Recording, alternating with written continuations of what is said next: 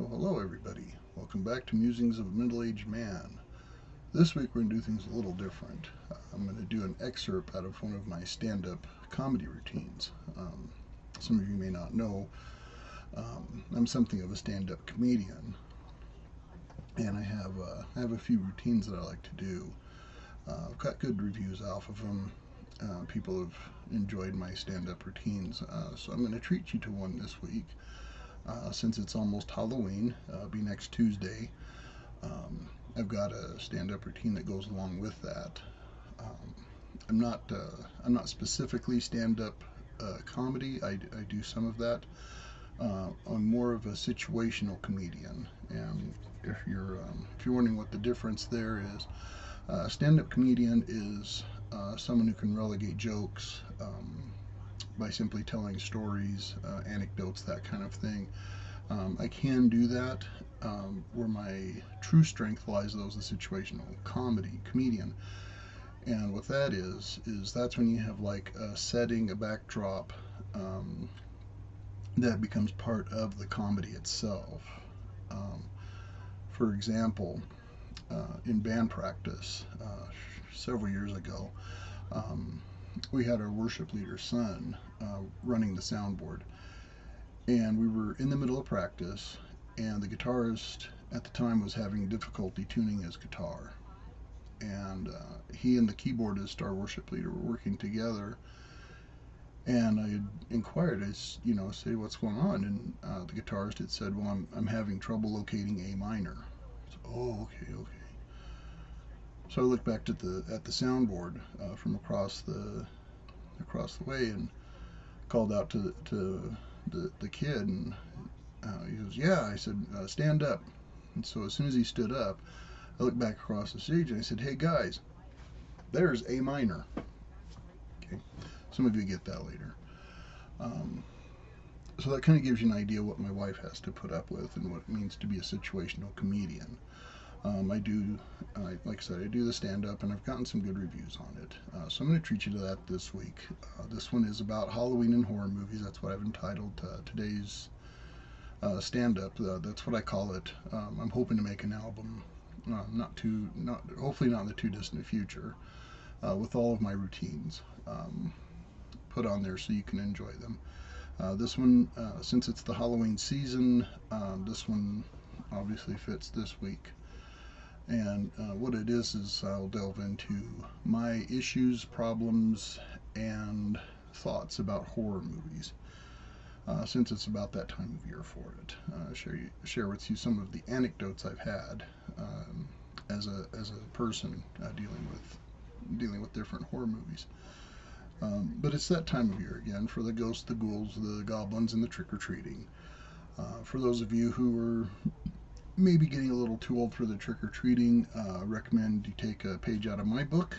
What I do each year is I take the money I would have spent on a costume, and I do my trick or treating at Walmart on November 1st.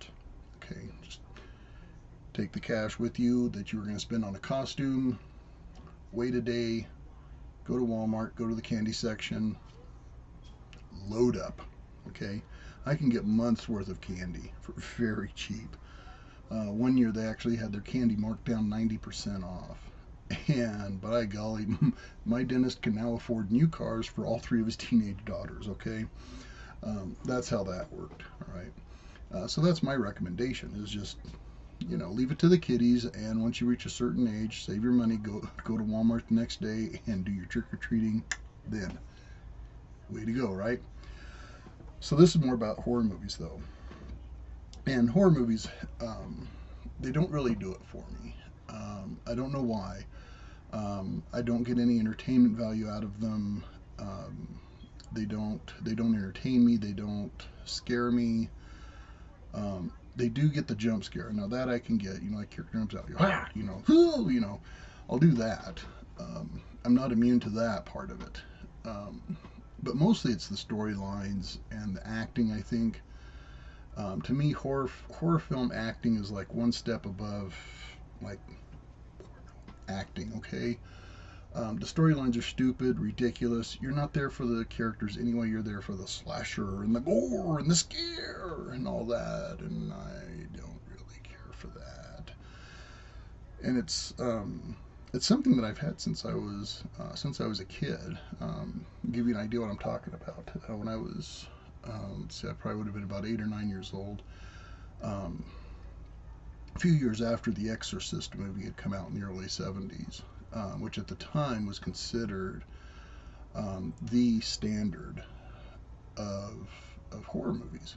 Okay, and the if memory serves, there was a singer who had come to the islands and was going to be performing in Honolulu. And if you're not familiar with growing up in Hawaii, that's kind of a big deal because a lot of the big name acts don't come to the islands. For one thing, it's enormously expensive.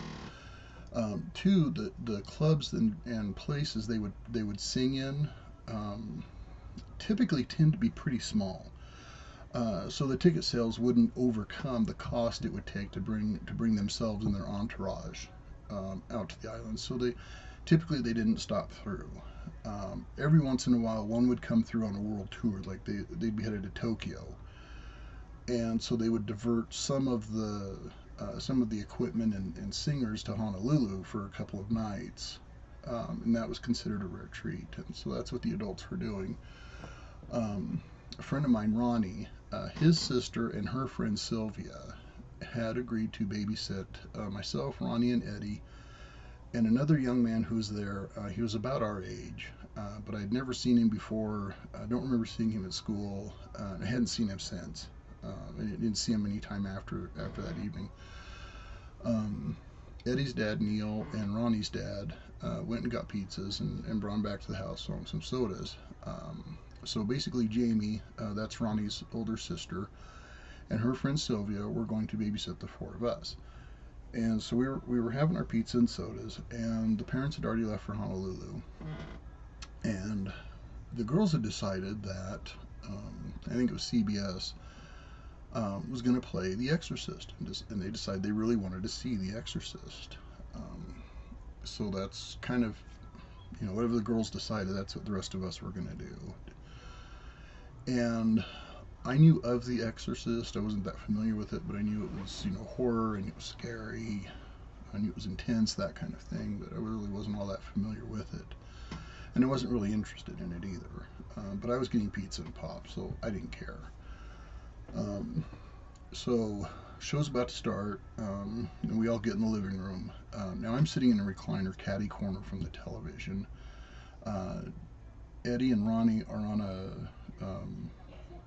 a love seat to my right, and across from me on the couch is Jamie and this other little boy. I can't even remember his name, and I should know it. But like I said, I only met him that one night, so and it was 40 plus years ago, so memory's a little shot there. But anyways, Sylvia, on the other hand, had decided to lay down on the floor in front of me. She's on her stomach, and she had her ankles crossed, and her feet bent up in the air, so her feet were like this in front of me. And we turned off most of the lights. There were a couple of night lights we had, so we could get up and get around if we needed to. And the show starts, and I'm already bored. I know what's going on, but I don't care, so I'm not really getting into it. I'm not really invested in the storyline and all that. Little girl's possessed. The priests come over to unpossess her, and it's this big, drawn-out battle of attrition between some demonic spirit and the Catholic priests. And it was a very intense movie. Now Sylvia, she's a little heavier gal. She wasn't obese or anything like that. But she was solid. Okay, she's a Samoan young lady of Samoan descent, so she was pretty solid. She is really getting into this movie. Okay, I mean, like, she is like totally invested, mentally, psychologically, spiritually, physically. She is really digesting this movie. And we get about halfway through the show, and I'm starting to kind of get the ebb and flow of how this movie's going. They had a particular way of bringing out all the scary, scary parts of the show, the really intense ones. And sure enough, I know just by partly paying attention that they're coming up to another jump scare where they're going to really get intensified, right? And the camera's zooming in on the priest, and then on the mom, and then on the other priest, and then back to the first priest, and then the second priest, and back to the mom and the first priest. And all the while they're doing this, the orchestra is building the music. Okay, uh, so this is kind of your warning that something's happening, right? So I'm sitting in the recliner, right? I unfold my legs and I scoot forward in the chair. Now, Jamie's sitting kind of across from me, and she catches the motion out of the corner of her eye, notices what I'm about to do, and she knows what's coming next. And so she's not going to give it away, right? She got some kind of a mean streak in her as well. So music's building up, the camera keeps panning back and forth between the two priests and the mom, and I know sooner or later um, they're gonna zoom in on Linda Blair's character, and that's when the big that's when that's gonna happen. So I get ready for that. So I'm scooting forward in my chair. I'm ready, ready, ready, ready, ready, ready, ready. Sure enough, the music hits a crescendo. The camera goes from the priest to the back of Linda Blair's head, and she immediately turns her face around and does one of those, right? Well, as soon as she did that, I reached out, grabbed Sylvia's ankle, and went, "Gotcha!" like that. Sylvia jumped and squealed simultaneously, as much as a person who's laying on their stomach on the floor can. I mean, she really almost came airborne when I did that. Hit an octave that every dog in the neighborhood could hear, and began to fart until she wasn't farting. Pew. Ew. It stunk badly. Um, Bless her heart, she did in her pants, and she was none too pleased with that. And I learned that night that scared the out of somebody is not an expression. You really can do that, under the right circumstances. Now, fortunately for Sylvia, she lived across the way and down a little ways, so she was able to run home and clean up. I'm assuming she disposed of the evidence and got changed and came back. But she spent the rest of the night glaring at me. I mean, she was mad, and I think even to this day, I don't think she's ever forgiven me for it. So Sylvia, if you're watching, sorry. I only meant to startle you. I did not mean to embarrass and humiliate you.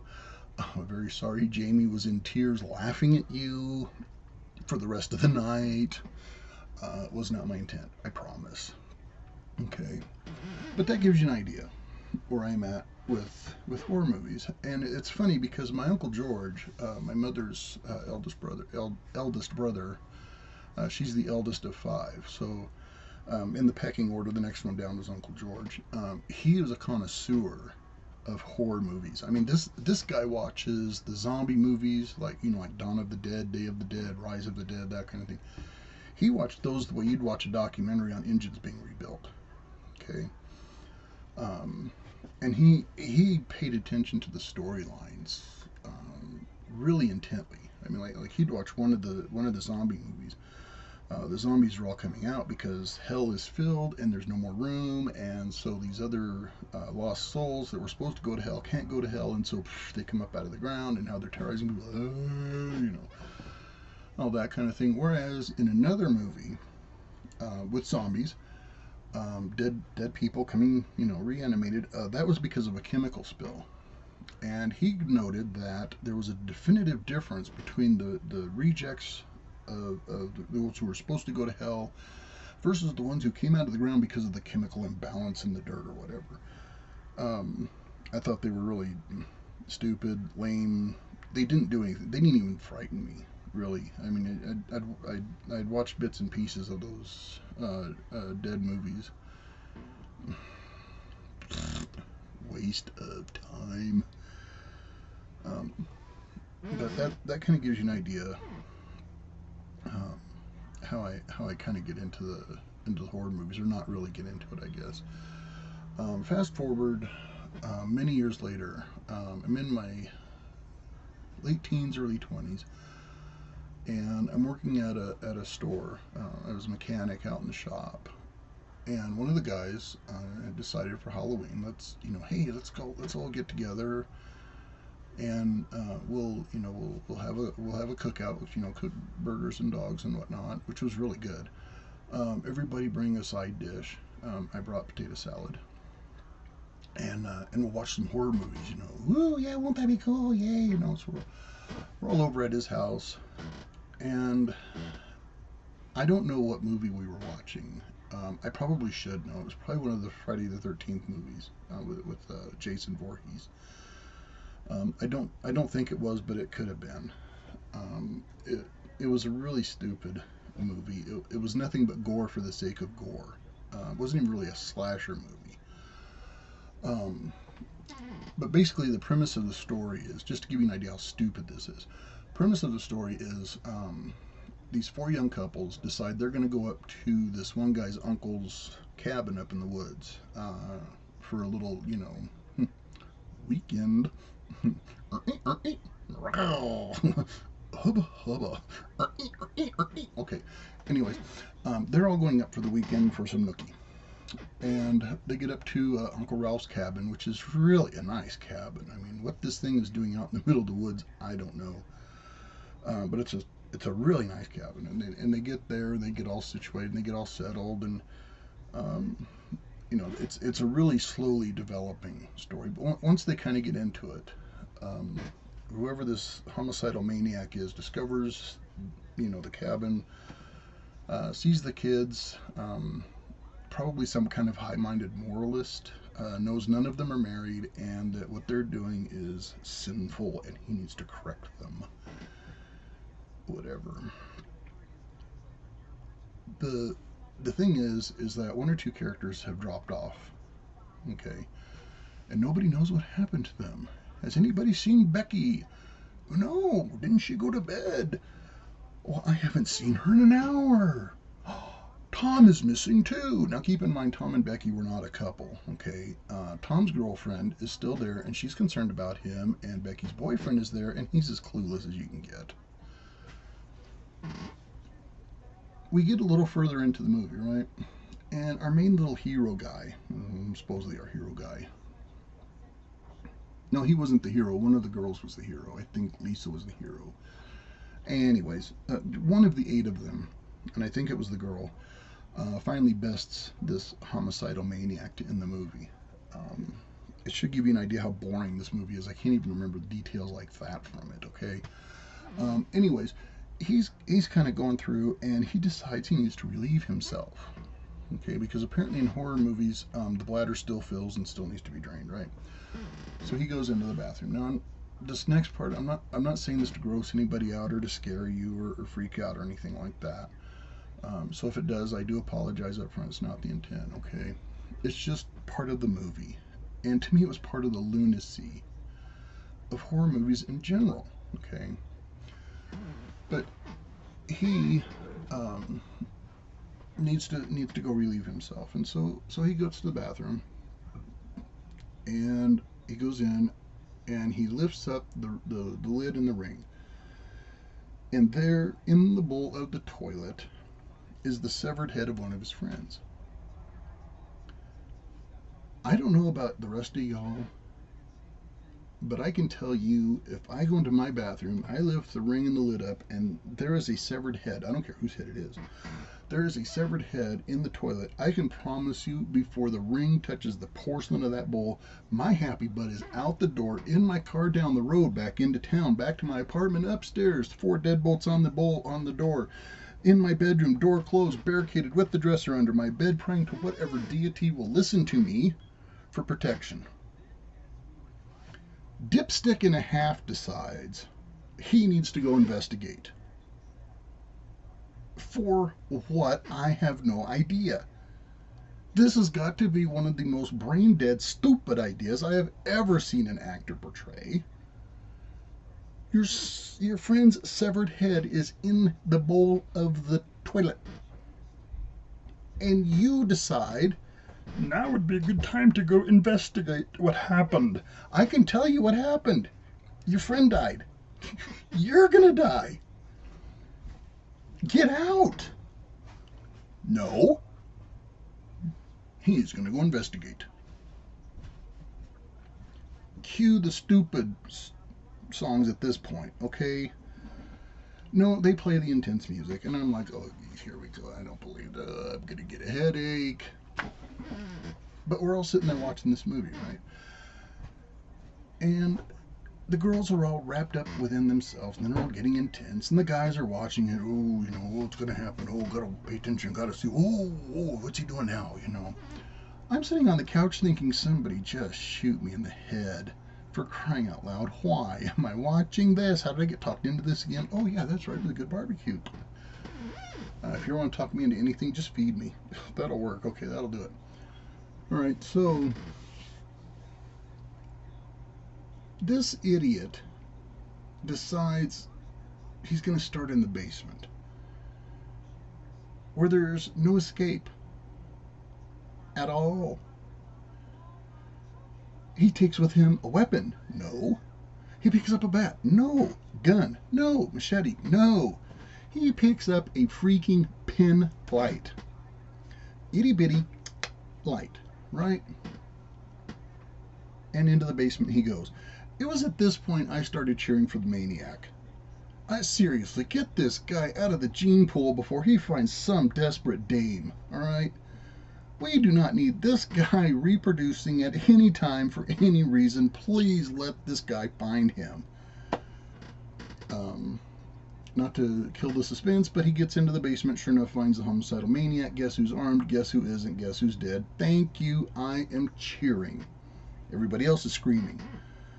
Apparently he took the machete from the back through his chest and went up, did one of those, and, you know, blood, you know, like that, and you see his heart, you know, come out and all that, and, you know, and the girl's like, yeah, and the guy's like, oh, man, and I'm like, yeah! You would have thought it was a football game the way I was cheering, okay? I am so happy this guy's out of the gene pool. I can't begin to tell you, right? Horror movies are stupid. I can't help it. A dumb premise, dumb actors, dumb storyline. Dialogue isn't any better. I mean, it's obviously these guys are not attending college. They barely got through high school. Why these girls are with them, I think they're getting paid, honestly. I think the actresses in horror movies are getting money hand over fist to be seen with these idiot guys, okay? Just putting it out there, right? Several years later, just to give you an idea how stupid these movies can get. Several years later, my youngest cousin, he decides he wants to go see a movie, and it's a horror movie, and his mom doesn't want to take him. So she calls me. Hey, will you take Aaron to go see a movie? Sure, why not? I wasn't doing anything anyway, right? Well, apparently he wanted to go see Child's Play 2. If you're not familiar with Child's Play, that's the original movie for the Chucky doll. Doll, right? It's an absolutely idiotic slasher movie. It's a doll. I don't know who thought this up. Who thought this was a good idea? And I love the explanation behind it. Oh, you don't understand. The doll was possessed by this serial killer. I don't care who the doll's possessed by. It's a freaking doll. He's 2 feet tall. His arms are only that long. He's not terrorizing anybody. But there he is, with a knife, slashing people. Grown people. Okay? A doll. Arms this long. Slashing people with arms this long. Hello, what's wrong with this picture? Gee, do you have some time? Do you want it alphabetically or categorically? Oh my goodness, slap me in the face now. The doll is fighting with this woman, grown woman, right? And all she can think to do is eek like that while he's gonna slash her up. Lady, for crying out loud, where is your instinct for survival? Where's your basic knowledge of human anatomy? You're fighting a doll. Arms this big. Her arms this big. Do you know what you do? You grab the arm that has the knife in it. You grab the head with this hand. Do you remember the Playtex commercials from the 70s? Lift and separate. When you hear the pop, that's his head coming off the torso. Drop kick it over the horizon, laugh your balls off, roll the credits, go home. Everybody's happy. No, she ends up dying. Even worse, her son is the one with the doll, which means she wasn't off in time to get out of the gene pool. What do you want to bet she slept with the guy from the original show and this is the kid they produced? Let me tell you how the Child's Play movie goes. All right? Let me tell you how it goes. Okay? Totally black screen, right? Because every horror movie has to start with totally black screen. Okay? Totally black screen. Okay? We bring in the production company that filmed the show. Dun dun dun dun. Then we tell you who produced it. Dun dun dun dun. So on and so forth. You know, who does all the music, who's doing all the animation, who's doing the backdrops. Yay. All these companies came together to make this one film, right? And so it all fades to black again. Okay. And then the camera comes on. Little light. Kind of a fuzzy little picture. It's a city.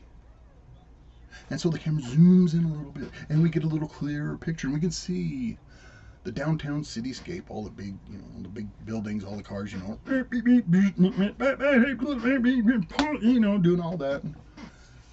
And so the camera zooms in a little bit further and we get past the cityscape and now we're in rural America. And you see all the little houses all perfectly little lined up, you know, in little sections, and all the streets are in parallel and perpendicular to each other. And it's a quiet, serene little neighborhood. And so we zoom in a little bit closer, and we're on one particular street, not Elm Street. We're on one particular street, and the houses are lined up on either side, and the yards are perfectly manicured. The grass is this tall on every yard because HOA, of course. And so we zoom in a little bit further. We see this little bitty creature standing on the sidewalk. Oh, we have a character. We should investigate. And so the camera zooms in some more and you see a doll.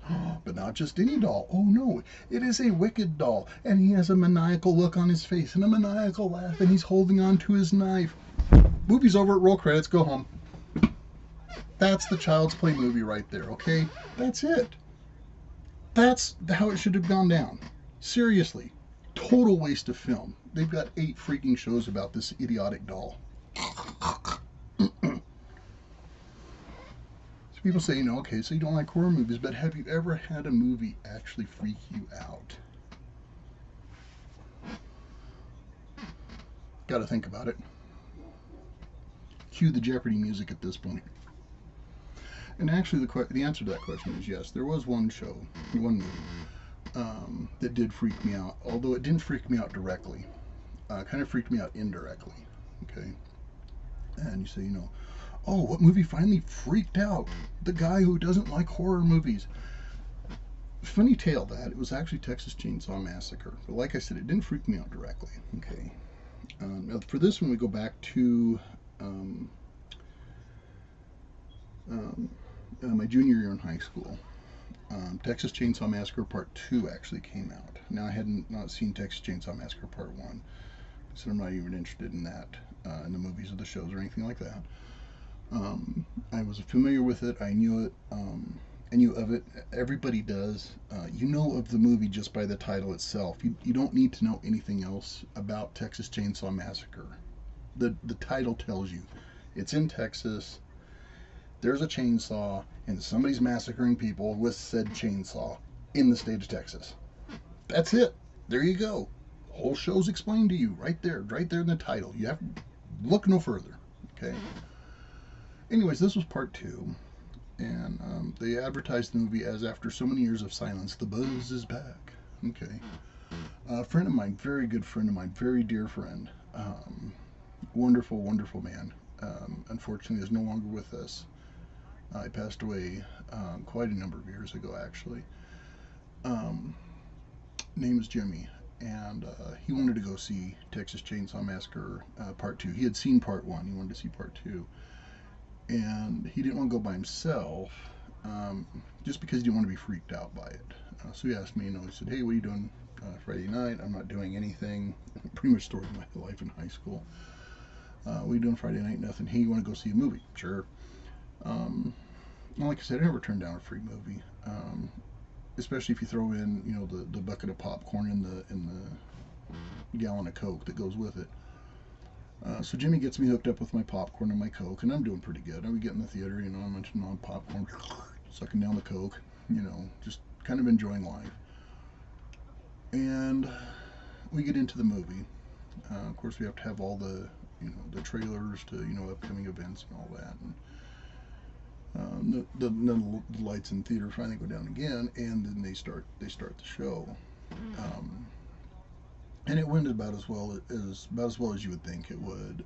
There wasn't really anything that jumped out at me. Nothing out of the ordinary. Like I said, the name of the movie pretty much tells you the movie. It's just an hour and a half of a guy with a patchwork face, basically attacking people who accidentally showed up on his property with a chainsaw. Now, what got me with Texas Chainsaw Massacre Part 2 was usually in these slasher movies, and this one was definitely a slasher movie. It was slasher and gore, and again, gore for the sake of gore. Okay, but what got me about this movie was it wasn't so much that these people traveling across the great state of Texas broke down and found themselves on this guy's property, not knowing who he was, to basically be hacked up into pieces by him and his cannibalistic family. Leatherface falls in love. Oh dear no.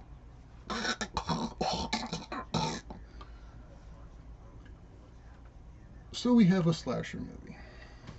We have a gory slasher movie because it involves chainsaws, and now we've got the idiot antagonist falling in love with one of his victims. Holy crap. I could not believe I sat through this. It was the stupidest, lamest show that I'd ever seen. Second only to Child's Play, of course. And I could not believe how thoroughly insulted my intelligence was. And we get done with the movie, and of course, Jimmy's like, so what do you think? And I was, you really want to know?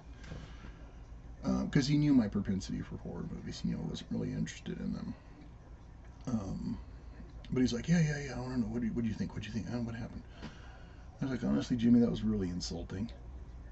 And he goes, oh man, I didn't mean to insult you. I said, no, you didn't insult me. I said, the movie insulted me. He goes, what? I said, man, if we're going to go see a slasher movie, then let's go see a slasher movie. If we're going to go see a horror movie, let's go see a horror movie. But for the love of crying out loud, do not show me some deranged lunatic who wears the skin of his previous victims over his head like a mask, falling in love with one of his potential victims. Are you kidding me? It was at that point he started laughing. He's like, oh yeah, I remember, yeah, that's reenacting. You gotta. Jimmy and I hit it off when we first met in junior high, and this just reinforced the friendship. But it was so insulting. If you're going to put together a horror movie, then put together a horror movie. Scare the bejeebies out of people. Use their imagination against them. But don't insult them. I mean, you're going to have a gore movie. Have a gore movie. Get creative with your gore. Okay. So that wasn't what freaked me out. But after that movie, it was several weeks later that I was actually writing a paper for one of my English classes, and I was doing some research in the library, and I came across a book that happened to be sitting on the shelf next to a book I was looking for. I found the research book I was looking for. I found it here, but there's like 3 books down. There was this other tome, and it was something about odd events in American history that actually happened, or some such thing like that. The title of the book is what got my attention, though. And so I thought, ooh, when I'm done, researching this book, and when I get this part of my paper written, I want to read this. So I checked out both books, and I got my paper done, and so I started reading this other book. And it had all sorts of like weird oddities, like how the Liberty Bell got cracked, and things that sounded like urban legends, but were actually based on police records and such, and police notes and whatnot. And they had references to coroner's reports, police reports, court documents, that kind of thing, about all these different things that had happened in America that people may or may not know were true. And that's when I came across it. Now, before I get to that, okay, I'm gonna set you up. And leave you right there. Before I get to that, okay. What had really been bugging me about Texas Chainsaw Massacre Part 2 was that it was a Part 2. I had never seen Part 1. Somewhere in my thinking, it occurred to me that because I started with Part 2, I was probably missing something, and that's why it was so insulting. That's why I didn't get anything out of it. So I go to the video store. Give you an idea how long ago this was. We still had video stores with VHS tapes, right? Go to the video store and I look for, find, and check out Texas Chainsaw Massacre, the original, the one that was made back in the 70s, the early 70s. I found that one and checked it out, took it home, put it in the VCR, watched it. If you've ever wondered about horror movies, if you're coming in on like Part 2 or Part 3 of one, and you think, should I be seeing Part 1 so this makes sense? No. Don't waste your time, don't waste your money, don't waste your effort. Okay. Coming in on a horror franchise at the second or third installment, you're not missing anything. All you're missing is the other creative ways they found to kill off other hapless creatures. That's it. That's all you're missing. Everything you need to know about the horror movie, you're going to see it in the second, third, fourth, fifth, sixth, seventh, and Lord help us, eighth installment. Will get you pretty well caught up within the first 10 minutes of the movie. So no, there's no need to go back and watch. But that's what I did. I went back. I watched the first one. The second one still didn't make any sense. I rewind the tape, take it back to the video store same day. Okay, rented the movie right after high school. I ran up and got the movie, and then went home, watched it.